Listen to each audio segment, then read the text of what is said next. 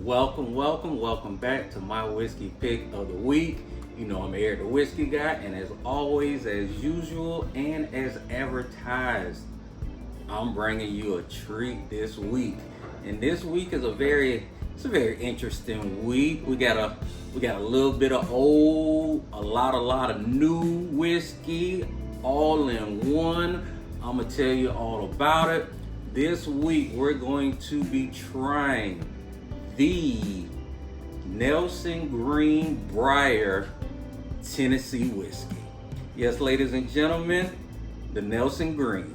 Now this company is an OG company. It's a throwback, and it's also just jumped off the porch company, all in one.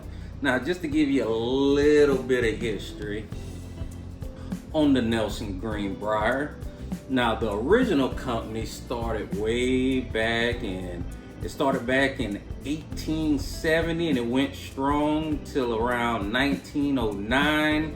They kind of fell off, and when I say they fell off hard, almost 100 years.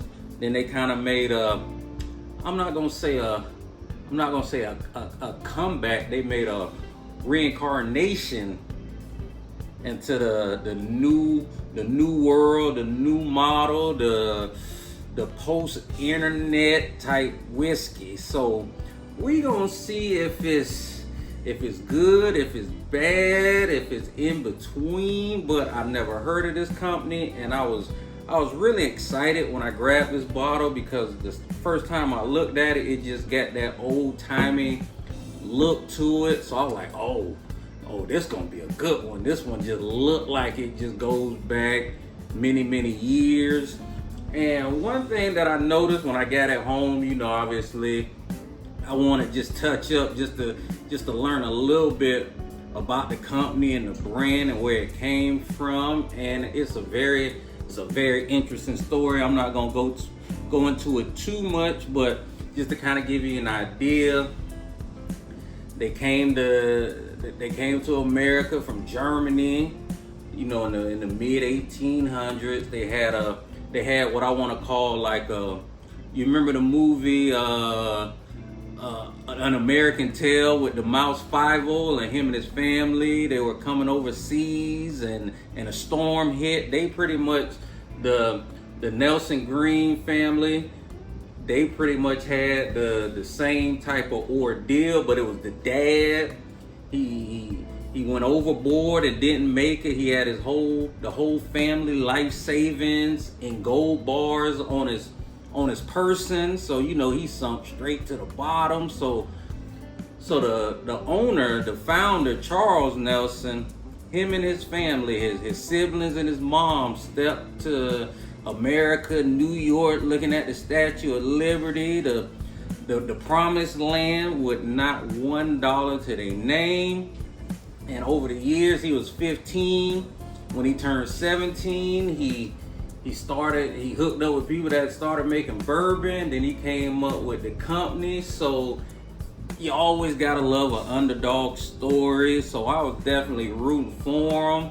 And then in 1909, they kind of fell off. And they didn't fall off in like a way where they wasn't doing production, because they were actually the #1 Tennessee whiskey in the state as far as producing, selling bourbons. They were outselling, or at least out making, more bottles and barrels than Jack Daniels at the time. But 1909, that was an interesting year, especially in Tennessee. Prohibition hit them. Yeah, Prohibition hit them hard. Now, I'm not saying it's this company, but just imagine the first year, or like the first day of Prohibition, and they come to your distillery first. Like, I'm not saying that it's this bottle or this brand, but your whiskey gotta be trash for them to come knock on your door on day one of Prohibition. The ink isn't even dry yet, and they knocking at your door. You got ATF, you got Elliot Ness, you got the whole task force coming in. Lock it up, gotta go. Like, coming in with the hacksaws and in the hammers, and they just knocking your barrel. They dumping it in the river. Like, imagine you thought you had the best whiskey in town, and you get that knock on the door first day of Prohibition. You think it probably would have had to take them at least a couple months to get to yours, but they came to you first. So just imagine being that company. 1909, you got 15, 20, you probably got 50, 100 people working. You got to close down the doors.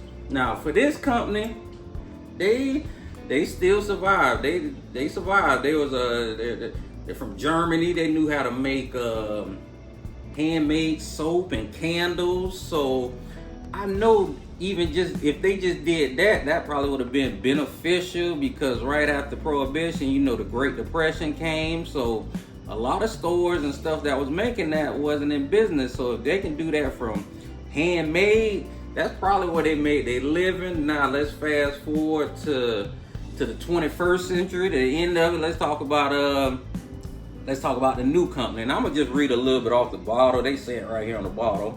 When our great grandfather, Charles Nelson, so that's how far back they go. Great. The kids inherited the deed and took over. They in downtown Nashville, Tennessee. They started it in 2011, and that is a great location to be in when it comes to Tennessee whiskey. Everybody in America at some point is going to probably go through Nashville, Tennessee. And when you go there, you going to bar hop. So if you in Nashville, especially in 2011, I know it was going to take off. So that's where they are right now. So let's see, because it's kind of like they got that, they still kind of hold on to the good old days back in the days. So if I had to, like, this company, I would call this company the Dallas Cowboys whiskey. You know, they still holding on to those good old days, like how the Cowboys do. That's how they doing. So let's see if the present Nelson is just as good as the original Charles Nelson himself. So let's open this bad boy up.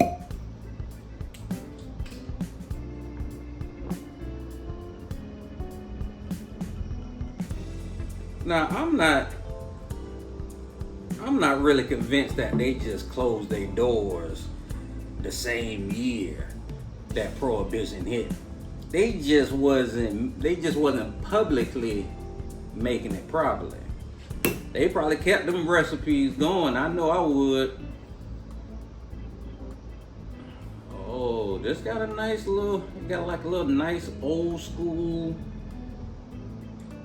It could be bourbon, it could be Tennessee smell to it. So it smells like some gas.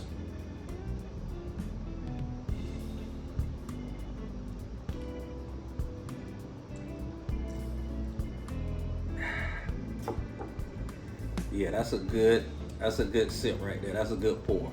The Tennessee whiskeys, it seems like it's you kind of want it because you kind of expect that you're gonna get that bite like how you do with like a straight Kentucky bourbon, but it's always like a smooth sensation once it goes down. And this did not disappoint. When Chris Stapleton said Tennessee whiskey, he really meant this is as smooth as Tennessee whiskey. But you can tell that it's you can tell it's gonna get the job done. I can tell you that. Now this one, it don't even say it on the bottle, but this is a 91 proof. On the bottle, you can tell it's old school because they actually say 45.5% alcohol by volume. They actually typed it out. So you know this was probably the same logo, same bottle, same everything they had back in the 1800s. They want to let you know they are old school. And this, I can see this is probably the original recipe. You know, I kind of take that back. They ain't the Dallas Cowboys of whiskey. This the KFC. This the KFC of whiskey. They still got the original recipe, and it looked like it's going strong. I just think that a lot of people just don't know about it because a lot of people that like whiskeys and bourbons, they like to do their research, and if you see that they got like a big gap between 1909 and 2011, for a lot of people, especially that's in the bourbon world, that would be a big red flag. It's like, whoa, wow, what happened? It must be trash if you didn't make it. Or you can look at it kind of like, let's see how I can put this. You can kind of say, well, the original one did make it for 40 years, but again, in the bourbon world, you like, oh, okay, they didn't even get their whistle wet yet. They barely off the porch with 40 years, because a lot of these companies, they going back, like they go back and they got that tradition, they got the stories behind it. You already know it's good. But coming in 2011, like I say in other videos, they don't have that luxury, they don't have that privilege. So they kind of got to make their own. So I don't knock them for using, you gotta use what you got. And one thing that bourbon and whiskey fans love, they love bourbons that were around that prohibition, whether it was post or pre. If it's around that era, you always kind of at least give it a second look to it.